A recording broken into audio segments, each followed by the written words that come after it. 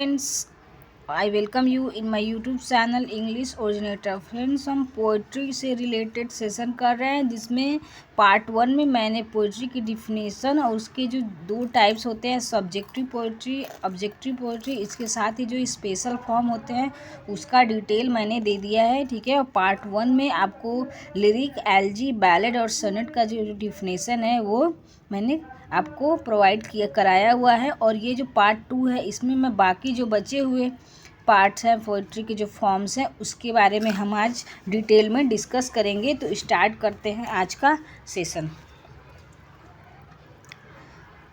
ठीक है। लिरिक जो है वो एक बार आप फिर से रिपीट कर सकते हैं। Lyric is a personal poem which expresses the poet's own feeling. It's focus on a single emotion like as love, grief, despair, devotion, friendship or patriotism, musicality, subjectivity, unity, spontaneity and brevity are its character. जानते हैं कि lyric जो होता है एक personal poem होता है जिसमें जो पोएट होता है वो अपने खुद की जो फीलिंग्स होती है उसको एक्सप्रेस करता है। और इसके साथ ही ये जो सिंगल इमोशन होता है जैसे कि प्यार हो गया, दुख हो गया, घृणा हो गई, समर्पण हो गया, दोस्ती, ये सब, और साथ ही साथ देशभक्ति, ऐसे जो थीम है वो लेकर उसी पे वो डिस्कस करता है। लिरिक का जो मेन कैरेक्टरिस्टिक होता है सब्जेक्टिविटी है, यूनिटी है, स्पॉन्टेनिटी है और ब्रेविटी है। इसको आप देख लीजिएगा। दूसरा था एलजी। ठीक है। Elegy is a poem of mourn. In elegy poet expresses his sorrow on the death of his personal relative. Example में आप ग्रे का जो एलजी है, थॉमस ग्रे का elegy written in country churchyard, और जो मिल्टन की एलजी एलिसीडस, ये आपका एलजी में आप जानते हैं कि जो पोएट होता है वो अपने दुख को व्यक्त करता है। ठीक है। और उसमें वो किसी अपने की जो किसी पर्सनल रिलेटिव हो गया या फ्रेंड के डेथ पे वो सैड होता है। और सोनेट जो है 14 लाइन की पोएम होती है। ठीक है। और ये सोनेटो से लिया गया है। और इसके भी 3 टाइप्स होते हैं, पेट्रार्कल सनेट, Spenserian सनेट, Shakespearean सनेट।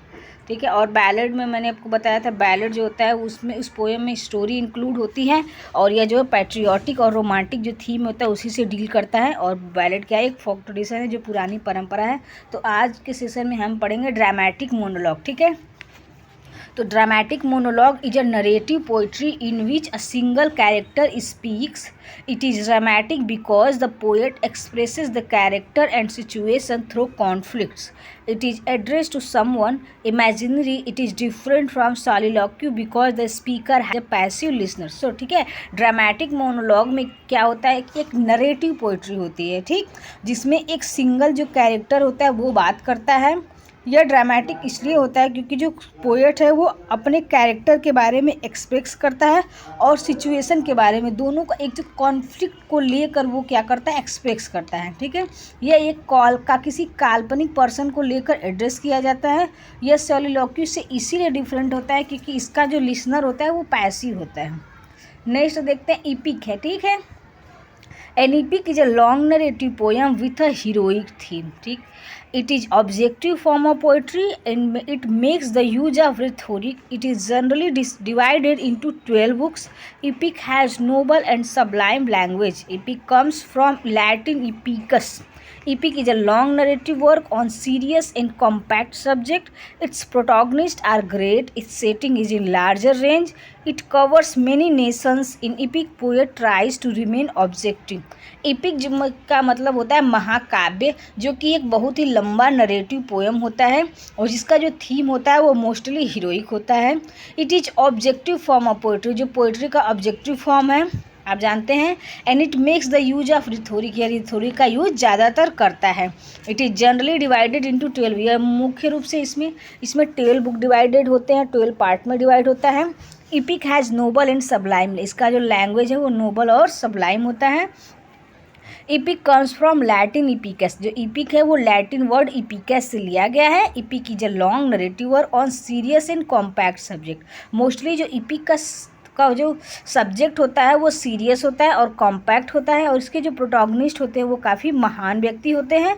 It's setting is in larger, और जो इपिक की सेटिंग रखी जाती है वो काफ़ी बड़े विस्तृत रेंज में रखी जाती हैं और यह कई राष्ट्रों का एक साथ क्या करता है, कवर कर सकता है।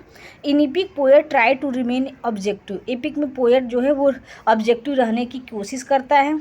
Epic is always present the heroic ideals like courage, honor, sacrifice, patriotism and kindness. Most time में इपिक जो है वो क्या करता है, हीरोइक जो इसका मेन प्रोटोगनिस्ट होता है उसके साहस को, उसके सम्मान, उसके त्याग और उसके देशभक्ति, काइंडनेस को वो प्रेजेंट करता है. Iliad and Odyssey, Beowulf, Homer का जो है, उसके बाद पैराडाइज लॉस्ट है, सोहराब एंड रुस्तम, ये जो है इपिक के एग्जाम्पल है. अब आप देखते हैं मॉक इपिक. ठीक है, अब mock EPIC is a parody of serious form of EPIC.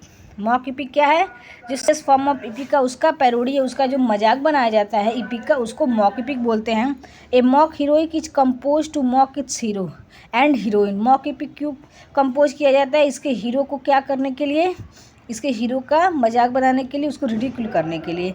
It's theme and subject is trifling, fritting, pitting, trivial, mock. और इसका जो सब्जेक्ट होता है वो हल्का फुल्का सब्जेक्ट होता है, जिसका जो एक हल्का फुल्का सब्जेक्ट होता है. ठीक है, mock heroic style was popular in 17th century. और यह जो है मॉक हीरोइक इपिक है वो 17th सेंचुरी में पॉपुलर था.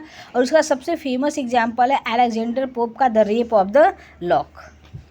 नेक्स्ट है लिमेरिक, जो कि पोइट्री का स्पेशल फॉर्म होता है. Limerick is a special form of poetry and it is humorous rhyming 5 line poem with a specific metre and rhyme scheme. यह जो है वो ह्यूमरस होता है इसका थीम, और उसके साथ ये जो राइमिंग होती है वो 5 लाइन की पोएम होती है. ठीक है, लिमेरिक क्या है, स्पेशल फॉर्म है, 5 लाइन की पोएम है.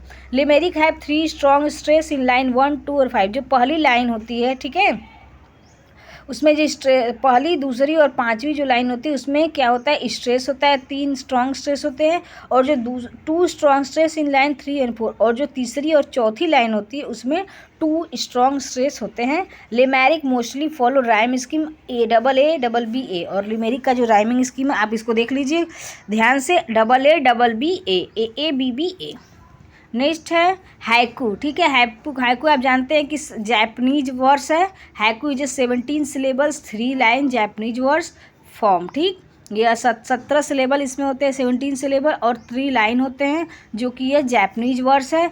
First and third lines of haiku each है 5. जो पहली और तीसरी लाइन होती है हाइकू में वो सबके पास 5-5 सिलेबल होता है. द सेकेंड लाइन है 7 सिलेबस, और जो दूसरी लाइन में 7 सिलेबस होते हैं. A writer of haiku uses images to create a single vivid picture. और जो हाइकू का राइटर होता है वो क्या करता है, इमेज यूज करता है ताकि एक क्लियर, एक स्पष्ट पिक्चर दिखाई दे सके.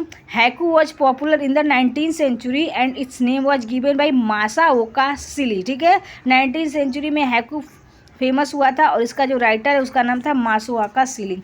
अब एक लास्ट है idyll. Idyll is taken from Greek word idyllion. ठीक, ये देख लीजिए, ये ग्रीक वर्ड इडिलियन से लिया गया है. It means little picture. इसका मतलब होता है छोटा सा पिक्चर.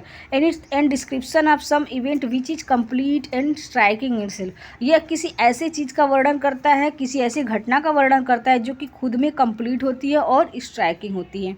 उसके साथ एक और है वर्बलेस पोएम.